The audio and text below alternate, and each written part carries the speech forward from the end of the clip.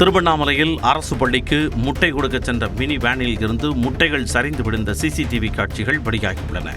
முட்டையை ஏற்றிக் கொண்டு சென்ற வாகனம் வளைவில் திரும்பும் பொழுது முட்டைகள் சாலையில் சிதறின. சுமார் 3000 முட்டைகள் உடைந்ததாக கூறப்படும் நிலையில் சிசிடிவி காட்சி வெளியாகியுள்ளது.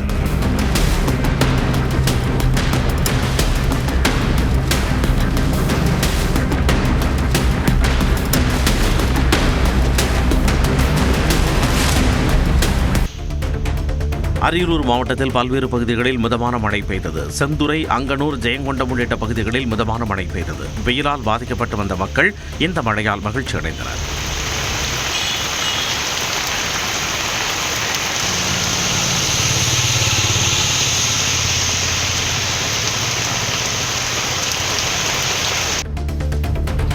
மயிலாடுதுறை மாவட்டத்தின் பல்வேறு பகுதிகளில் பலத்த மழை பெய்தது. குத்தாலம், மணல்மேடு, செம்பனார்கோவில் உள்ளிட்ட பல பகுதிகளில் கருமேகங்கள் சூழ்ந்து காற்றுடன் மழை பெய்தது. இந்த மழை தோட்ட பயிர்களுக்கு நீர்ச்சத்தை அளிக்கும் என விவசாயிகள் மகிழ்ச்சி அடைந்தனர்.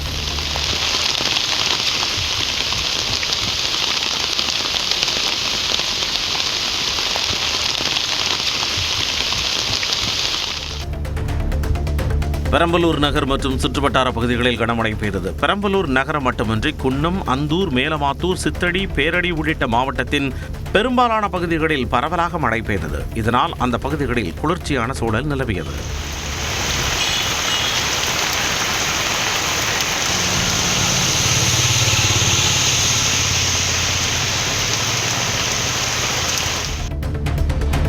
நாகப்பட்டினத்தில் 1 மணி நேரத்திற்கு மேலாக கனமழை பெய்தது. வேளாங்கண்ணை, புத்தூர், சிக்கல், கீழ்வேலூர் மற்றும் சுற்றுவட்டார பகுதிகளில் இடி மின்னலோடு கனமழை பதிவானது. வெயிலின் தாக்கம் குறைந்து குளிர்ச்சியான சூழல் நிலவியதால் பொதுமக்கள் நிம்மதியடைந்தனர்.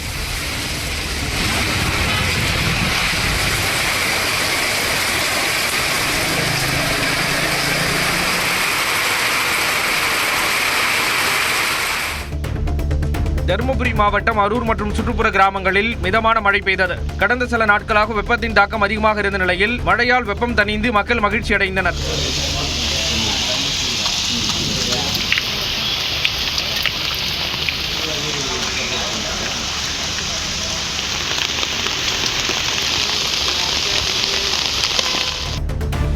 திருவாரூர் மாவட்டத்தின் பல்வேறு பகுதிகளில் சூறாவளி காற்றுடன் கூடிய கனமழை பெய்ததால் பொதுமக்கள் மகிழ்ச்சி அடைந்தனர். திருவாரூர், மன்னார்குடி, சேந்தமங்கலம், கொரடாச்சேரி, மாங்குடி, விளமல் உள்ளிட்ட பல்வேறு பகுதிகளில் சூறாவளி காற்றுடன் கூடிய கனமழை பெய்தது. இதனால் குறுவை நெல் சாகுபடி பணிகளில் ஈடுபட்டக்கூடிய விவசாயிகள் மகிழ்ச்சி அடைந்தனர்.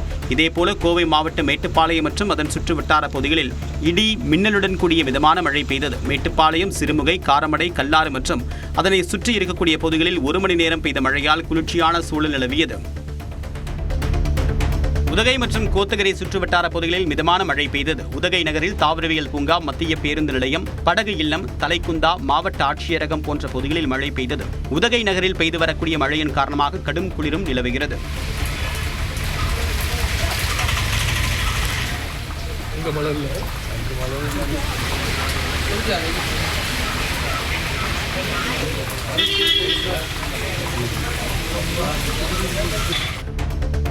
கொடைக்கானலில் பச்சை பசேல் என காட்சியளிக்கும் மலை முகடுகளின் இடையே தவழ்ந்து சென்ற மேக கூட்டங்களை சுற்றுலா பயணிகள் ஆர்வத்துடன் கண்டு ரசித்தனர். செல்ஃபி மற்றும் புகைப்படம் எடுத்தும் உற்சாகமடைந்தனர். அப்பகுதிகளில் சாரல் மழையும் பெய்ததால் இதமான சூழல் நிலவியது.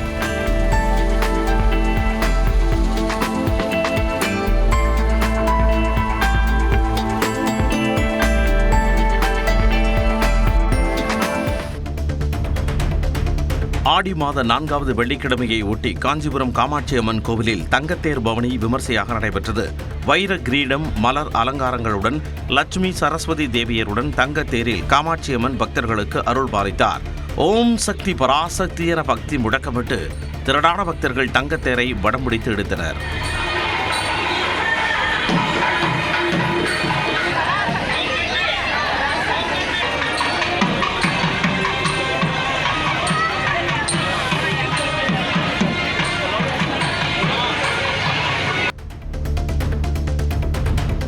புதுக்கோட்டை மாவட்டம் கந்தர்வக்கோட்டை அருகே கொள்முதல் நிலையத்தில் தரமற்ற தார்பாய்களை கொண்டு மூடப்பட்டதால் நெல் மூட்டைகள் மழையில் நனைந்து சேதமானதாக விவசாயிகள் குற்றம் சாட்டுகின்றனர்.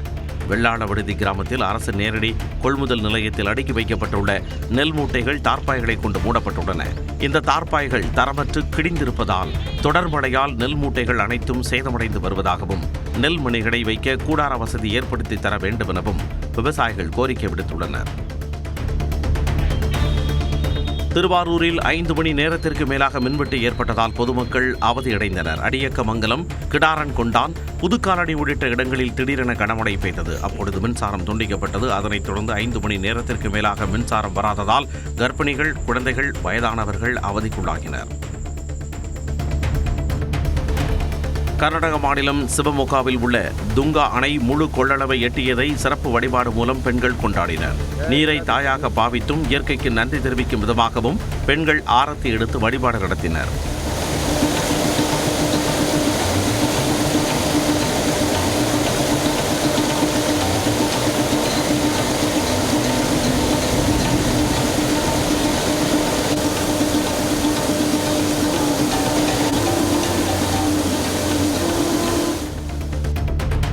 மகான் ராகவேந்திரரின் குருவான விஜயேந்திரரின் 412வது ஆராதனை விழா கும்பகோணத்தில் உள்ள அவரது ஜீவ சமாதியில் கொடியேற்றத்துடன் தொடங்கியது.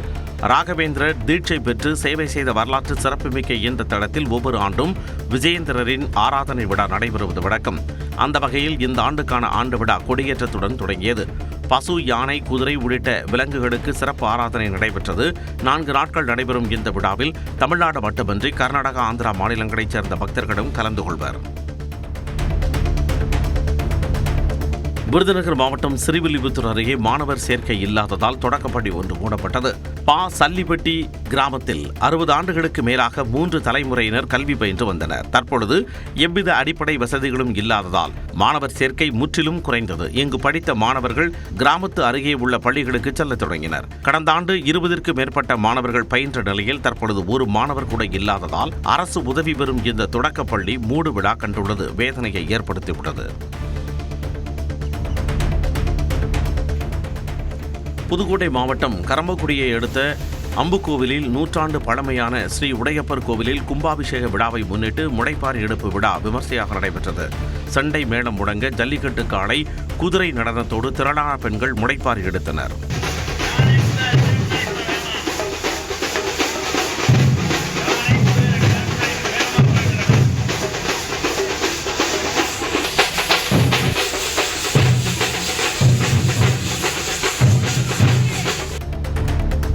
கேரளாவில் இருந்து கோவைக்கு உரிய ஆவணங்கள் இன்றி கொண்டுவரப்பட்ட 93 லட்சம் ரூபாய் மதிப்புள்ள தங்கக்கட்டிகளை காவல்துறையினர் பறிமுதல் செய்தனர். வாடையார் சோதனை சாவடியில் காவல்துறையினர் வழக்கமான சோதனையில் ஈடுபட்டனர். அப்பொழுது அவ்வழியாக கேரளாவில் இருந்து வந்த அரசு பேருந்தை நிறுத்தி சோதனையிட்டனர். பேருந்தில் பயணித்த முகமது என்பவரிடம் இருந்து 700 கிராம் எடை கொண்ட 3 தங்கக்கட்டிகள், வளையல்கள் இருப்பது தெரியவந்தது. உரிய ஆவணம் என்று எடுத்து வரப்பட்ட தங்கத்தை பறிமுதல் செய்த காவல்துறையினர் வருமான வரித்துறையினரிடம் ஒப்படைத்தனர். சென்னை மதுரவாயலில் முன்விரோதம் காரணமாக கஞ்சா போதையில் ஒருவரை வெட்டி கொலை செய்ய முயற்சித்ததற்காக 10 பேர் கைது செய்யப்பட்டனர். மதுரவாயல் திடீர் நகர் பகுதியைச் சேர்ந்த மணிகண்டன் தனது நண்பர்களுடன் தள்ளுவண்டி கடையில் நின்று சாப்பிட்டுக் கொண்டிருந்த பொழுது 3 பைக்குகளில் வந்து இறங்கிய கும்பல் தாக்குதலில் ஈடுபட்டதாக கூறப்படுகிறது. அதில் பலத்த காயமடைந்த மணிகண்டன் மருத்துவமனையில் சேர்க்கப்பட்ட நிலையில் இது தொடர்பாக 10 பேர் கைது செய்யப்பட்டு அவர் பைக்குகள் மற்றும் அரிவாள் பறிமுதல் செய்யப்பட்டன. வேதாரண்யத்தில் நகை கடையில் நகை வாங்குவது போல நடித்து இளம்பெண் ஒருவர் கொலுசை பதுக்கும் சிசிடிவி காட்சி வெளியாகியுள்ளது. கடைக்கு வந்த 2 பெண்கள் கொலுசு வாங்குவது போல நடித்து விற்பனையாளர்களுடன் பேசிக் கொண்டிருந்தனர். அப்போது அதில் இளம்பெண் ஒருவர் விற்பனையாளர்களின் கவனத்தை திசை திருப்பி வெள்ளி கொலுசை எடுத்து தனது பையில் பதுக்கினார்.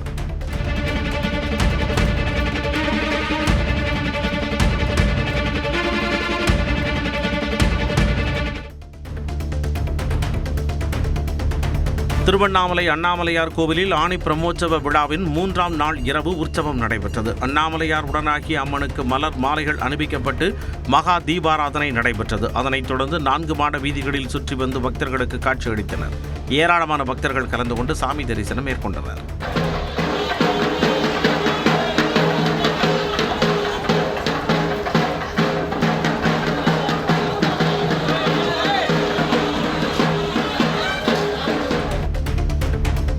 ஈரோடு மாவட்டம் சித்தோட்டில் வலி நிவாரணி மாத்திரைகளை போதைக்காக விற்பனை செய்ய வைத்திருந்த 2 கைது செய்யப்பட்டனர். அப்பகுதியில் வழக்கமாக ரோந்து பணியில் காவல்துறையினர் ஈடுபட்டிருந்த பொழுது 2 வீலரில் வந்த 2 தப்பிச் செல்ல முயன்றனர். அவர்களை சுற்றி வளைத்து விசாரணை மேற்கொண்ட பொழுது 2 வலி நிவாரணி மாத்திரைகளை போதைக்காக விற்பனைக்கு வைத்திருந்தது தெரியவந்தது. இதனையடுத்து இருவரும் கைது செய்யப்பட்டு 30,000 ரூபாய் மதிப்புள்ள 100 வலி நிவாரணி மாத்திரைகள், 2 வீலர் மற்றும் செல்போன்கள் பறிமுதல் செய்யப்பட்டன. ராணிப்பேட்டை மாவட்டம் வேடந்தாங்கல் முருகர் கோவிலில் திருவிளக்கு பூஜை நடைபெற்றது. வாத்தியங்கள் முழங்க உற்சவர் கிரிவலம் சென்று பக்தர்களுக்கு காட்சி தந்து அருள்பாலித்தனர்.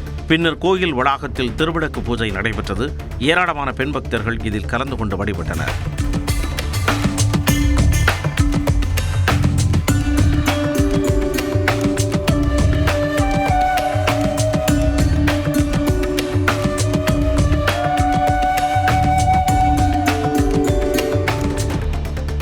இந்தியாவிலேயே கல்வி மற்றும் மருத்துவத்தில் சிறந்த மாநிலமாக தமிழ்நாடு திகழ்கிறது என முதல்வரை பெருமிதத்துடன் சுட்டிக்காட்டும் அளவுக்கு வளர்ச்சி எட்டப்பட்டுள்ளதாக திமுக எம்பி ஆர் ராசா தெரிவித்துள்ளார்.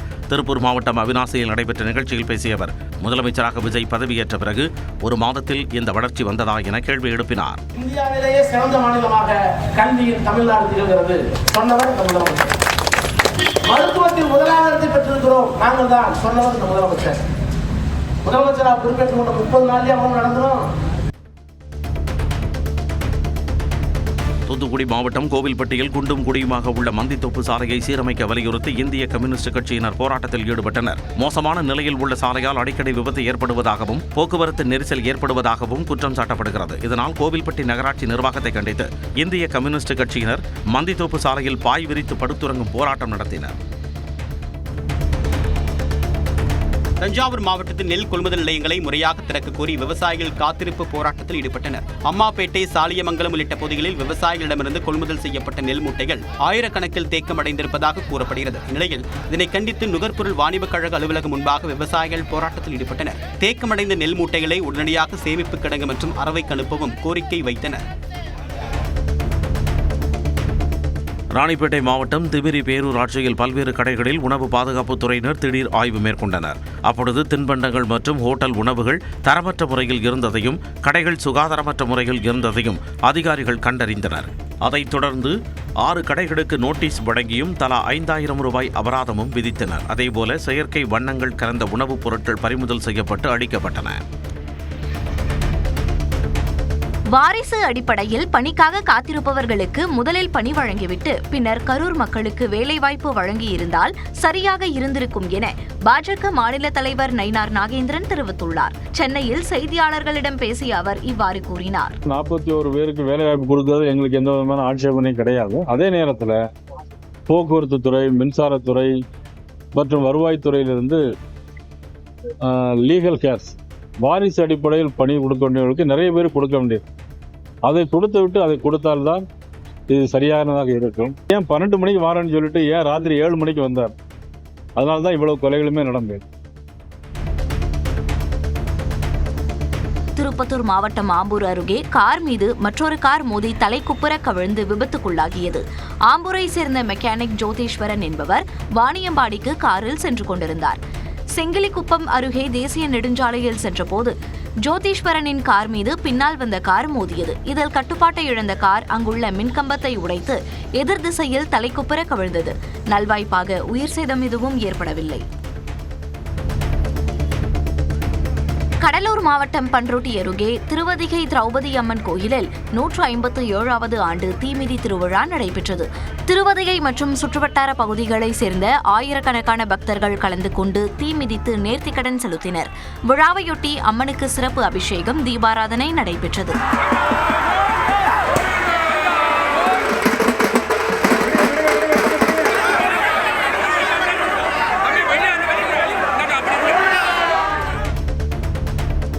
புதுக்கோட்டை மாவட்டம் கரம்பக்குடி ஆவணம் கைகாட்டி வழித்தடத்தில் சென்ற தனியார் மினி பேருந்து திருமணஞ்சேரி ஆற்றுப்பாலம் அருகே சாலையோர பள்ளத்தில் கவிழ்ந்தது.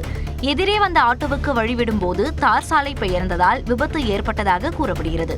ஓட்டுநரின் சாமர்த்தியத்தால் பேருந்தில் இருந்த அனைத்து பயணிகளும் அதிர்ஷ்டவசமாக உயிர் தப்பினர். தரமற்ற சாலை பணியே விபத்துக்கு காரணம் என பொதுமக்கள் குற்றம் சாட்டினர். ராணிப்பேட்டை மாவட்டம் அரக்கோணம் அருகே இளைஞர் கொலை செய்யப்பட்ட வழக்கில் கணவன் மனைவி உள்ளிட்ட 3 பேரை காவல்துறையினர் கைது செய்தனர். கீழாந்தூரை சேர்ந்த சங்கர் என்பவரின் மனைவி கவிதாவுக்கும் டீ மாஸ்டராக பணியாற்றி வந்த ஹேம்நாத்திற்கும் பழக்கம் ஏற்பட்டதாக தெரிகிறது. தொடர்ந்து ஹேம்நாத் பாலியல் தொல்லை தருவதாக தனது கணவரிடம் கூறியுள்ளார். இதனால் ஆத்திரத்தில் சங்கர் தனது நண்பர் ஆனஸ்டின் உதவியுடன் ஹேம்நாத்தை தணிகை போலூரில் வைத்து கொலை செய்ததாக தெரிகிறது.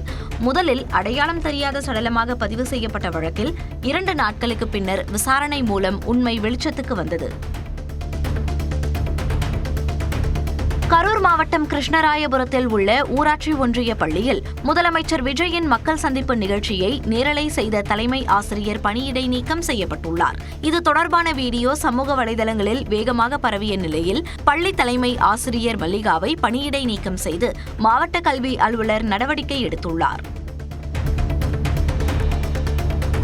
சிவகாசியில் ரேஷன் கடையில் வாங்காத பொருள் வாங்கியதாக குறுஞ்செய்தி வந்ததால் பெண் ஒருவர் அதிர்ச்சியடைந்தார். காரணேசன் காலனி நியாய விலைக் கடையில் சர்க்கரை, எண்ணெய் மட்டுமே வாங்கிய நிலையில் பருப்பும் பெற்றதாக குறுஞ்செய்தி வந்துள்ளது.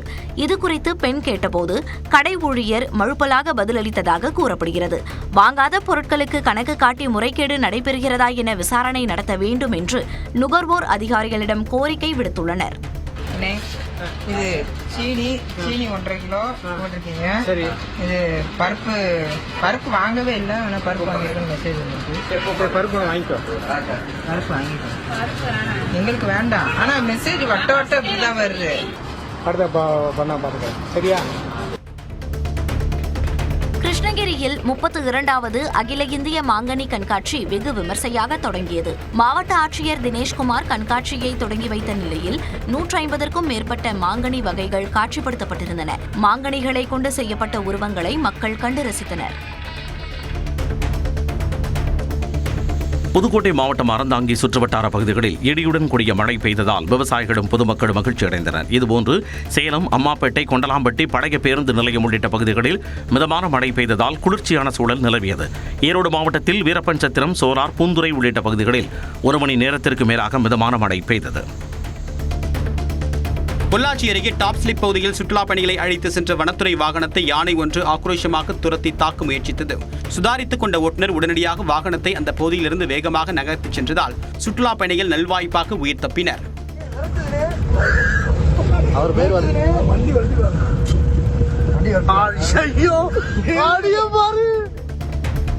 பன்ருட்டியில் பல்வேறு குற்ற வழக்குகளில் பறிமுதல் செய்யப்பட்ட 3 லட்சம் ரூபாய் மதிப்புள்ள புகையிலைப் பொருட்கள் நீதிமன்ற உத்தரவுப்படி தீ வைத்து எரிக்கப்பட்டன. கடலூர் மாவட்டம் புதுப்பேட்டை மற்றும் முத்தாண்டிக்குப்பம் காவல் நிலையத்திற்கு உட்பட்ட பகுதிகளில் குற்ற வழக்குகளில் பறிமுதல் செய்யப்பட்ட 570 கிலோ எடை கொண்ட புகையிலைப் பொருட்கள் நீதிமன்ற விசாரணைக்காக காவல் நிலையத்தில் இருப்பு வைக்கப்பட்டிருந்தன. வழக்கு முடித்து வைக்கப்பட்ட நிலையில் நீதிமன்ற உத்தரவுப்படி தீ வைத்து எரிக்கப்பட்டது. கோவை எட்டிமடை மலைப்பகுதியில் ராட்சத பாறை திடீரென்று உருண்டு பாதையில் ஓடியதால் பரபரப்பு ஏற்பட்டது. மேற்கு தொடர்ச்சி மலையை ஒட்டிய பகுதிகளில் கடந்த சில தினங்களாகவே தொடர்ச்சியாக மழை பெய்து வருகிறது. இந்நிலையில் எட்டிமடை மலைப்பகுதியில் ராட்சத பாறை ஒன்று மலையில் இருந்து உருண்டு ஓடத் தொடங்கியது. நல்வாய்ப்பாக பாதி வழியிலேயே நின்றதால் பெரும் அசம்பாவிதம் தவிர்க்கப்பட்டது. திருப்பத்தூர் மாவட்டம் ஆணியம்பாடி அருகே நெக்னா மலையில் கள்ளச்சாராயம் காய்ச்சப்பட்ட சம்பவத்தில் 2 பேர் கைது செய்யப்பட்டனர். கள்ளச்சாராயம் காய்ச்சுவதற்காக தயார் நிலையில் வைக்கப்பட்டிருந்த 150 லிட்டர் சாராய ஊரல்கள் மற்றும் அதற்கான மூலப்பொருட்கள் கண்டுபிடிக்கப்பட்டு அழிக்கப்பட்டன. மேலும் 10 லிட்டர் கள்ளச்சாராயமும் பறிமுதல் செய்யப்பட்டு 2 கைது செய்யப்பட்டனர். நாகையில் தடை செய்யப்பட்ட புகையிலை பொருட்களை வீட்டில் பதுக்கி வைத்து விற்பனை செய்த பெண் கைது செய்யப்பட்டார். ஜெயலட்சுமி என்றவர் ராஜஸ்தான் மாநிலத்திலிருந்து புகையிலை பொருட்களை கடத்தி வந்து தனது வீட்டில் பதுக்கி வைத்து விற்பனை செய்து வந்தது தெரிய வந்துள்ளது. அவரிடம் இருந்து 2,30,000 மதிப்பில் 18 கிலோ புகையிலை பொருட்கள் பறிமுதல் செய்யப்பட்டன. திண்டுக்கல் மாநகராட்சி கழிவுநீர் நீரேற்று மையத்தில் இருந்து வெளியேறும் நச்சு வாயுவால் மூச்சுத் திணறல், கண் எரிச்சல் ஏற்படுவதாக பொதுமக்கள் குற்றம் சாட்டினர். குடை பாறைப்பட்டி அருகே உள்ள பிஸ்மி நகர் மற்றும் ஏபி நகர் ஆகிய பகுதிகளைச் சுற்றி தோல் பதப்படுத்தும் தொழிற்சாலைகள், பிளாஸ்டிக் கழிவுகள் சேகரிக்கும் இடங்கள், பாதாள சாக்கடை கழிவுநீர் சுத்திகரிப்பு நிலையம், மாநகராட்சி கழிவுநீர் நீரேற்றும் மையம் ஆகியவை உள்ளன. இந்நிலையில் இங்குள்ள கழிவுநீர் நீரேற்று மையத்தில் இருந்து நச்சு வாயு வெளியாகியுள்ளது. இதனால் அப்பகுதியில் உள்ள பொதுமக்களுக்கு மூச்சுத் திணறல் ஏற்பட்டதாக கூறப்படும் நிலையில் அப்பகுதி மக்கள் திண்டுக்கல் வத்தலகுண்டு சாலையில் மறியல் போராட்டத்தில் ஈடுபட்டனர். சிவகங்கை மாவட்டம் காரைக்குடி அழகப்பா பல்கலைக்கழகத்தில் அரசு பொதுத் தேர்வில் சாதனை படைத்த மாணவர்களுக்கு நடைபெற்ற பாராட்டு விழாவில் பங்கேற்ற அமைச்சர் பிரபு தனது 1 மாத சம்பளத்தை நன்கொடையாக வழங்கினார். அழகப்பா மாதிரி மேல்நிலைப் பள்ளியில் 10 மற்றும் 12ஆம் வகுப்பு அரசு பொதுத் தேர்வில் சாதனை படைத்த மாணவர்களுக்கு பாராட்டு விழா நடைபெற்றது. இதில் கலந்து கொண்ட இயற்கை மற்றும் கனிம வளத்துறை அமைச்சர் பிரபு தனது 1 மாத சம்பளத்தை பள்ளிக்கு நன்கொடையாக வழங்கினார். தருமபுரி மாவட்டம் பாலக்கோடு அருகே சட்டவிரோதமாக மின்வேலி அமைத்து வனவிலங்குகளை வேட்டையாட முயற்சித்ததாக ஒருவர் கைது செய்யப்பட்டார். சூடானூர் கிராமத்தை சேர்ந்தவரான ஈஸ்வரன் என்பவர் திருட்டுத்தனமாக மின்கம்பத்திலிருந்து கொக்கி போட்டு வனவிலங்குகளை வேட்டையாடக்கூடிய நோக்கத்தோடு மின்வேலி அமைத்ததாக கூறப்படுகிறது. தொடர்பாக ஈஸ்வரன் கைது செய்யப்பட்ட நிலையில் 1,25,000 ரூபாய் அபராதம் விதிக்கப்பட்டது. திருவண்ணாமலை மாவட்டம் ஆரணி அரசு மருத்துவமனையில் ஆய்வு மேற்கொண்ட அதிமுக எம்எல்ஏ ஜெயசுதாவிடம் மருத்துவர்கள் மகப்பேறு இயந்திரம் வழங்க கோரிக்கை வைத்த நிலையில் தன்னுடைய சொந்த பணத்தில் 70,000 ரூபாயை வழங்கினார். ஆரணி அரசு மருத்துவமனையில் அந்த தொகுதியின் அதிமுக எம்எல்ஏ ஜெயசுதா ஆய்வு மேற்கொண்ட போது எம்எல்ஏ நிதியிலிருந்து மகப்பேறு இயந்திரம் வாங்கித்தர மருத்துவர்கள் கோரிக்கை விடுத்தனர். இதையடுத்து தன்னுடைய சொந்த பணத்திலிருந்து 70,000 ரூபாயை வழங்கியவர் விரைவில் இயந்திரம் வாங்க நடவடிக்கை எடுப்பதாக கூறினார். திண்டுக்கல்லில் பலகார கடை குடோனில் பயங்கர தீ விபத்து ஏற்பட்டதில் பொருட்கள் எரிந்து கருகின. திண்டுக்கல் நாகல் நகர் பகுதியில் கணேசன் என்பவர் பலகார கடை நடத்தி வரும் நிலையில் பலகாரம் தயாரிப்பதற்காக பொருட்கள் வைத்திருந்த குடோனில் எதிர்பாராத விதமாக திடீர் தீ விபத்து ஏற்பட்டது. தீ மடமடவென எரிந்ததில் வீடு மற்றும் பலகாரம் தயாரிக்க பயன்படுத்தப்படும் மூலப்பொருட்கள் எரிந்தன. தீ விபத்திற்கான காரணம் பற்றி காவல்துறையினர் விசாரணை மேற்கொண்டு வருகின்றனர். ராமநாதபுரம் மாவட்டம் பரமக்குடியில் குடும்ப தகராறில் மனைவியை சுத்தியலால் தாக்கி கொலை செய்த 2வது கணவரை காவல்துறையினர் தேடுகின்றனர். ராணி என்பவருக்கும் அவரது 2வது கணவர் பழனிக்கும் இடையே வியாழக்கிழமை இரவு தகராறு ஏற்பட்டுள்ளது. அப்பொழுது ஆத்திரமடைந்த பழனி ராணியின் முகத்தில் சுத்தியலால் தாக்கி கொலை செய்துள்ளார். பின்னர் அவர் தலைமறைவான நிலையில் தகவல் அறிந்து வந்த காவல்துறையினர் ராணியின் உடலை மீட்டு உடற்கூறு ஆய்விற்காக அனுப்பிவிட்டு விசாரிக்கின்றனர்.